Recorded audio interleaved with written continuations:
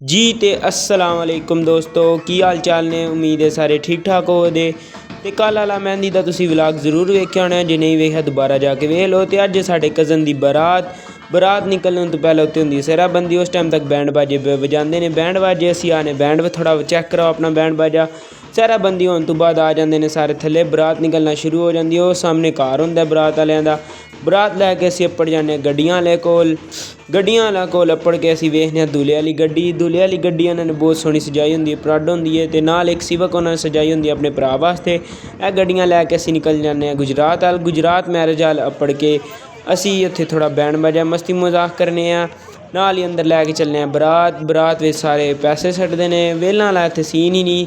इत्थे सारे पैसे सट्टन लगे ने ते असी सट्ट के उरां आ जाने जूँ ही असी इत्थे आके बहने ते सानूं शादी मुबारक वाला पैकेट लभ जांदा है।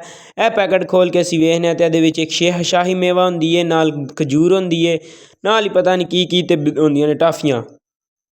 3 hours later ओके जी ते असी सारा कुछ खा के आ जाने बरात अद्धी उत्थे ही है। असी आ जाने पहले इत्थे मसैरी वेखन। मसैरी सज्जन लगी होंदी है, गुब्बारे शुब्बारे लग्गन वाले होंदे ने।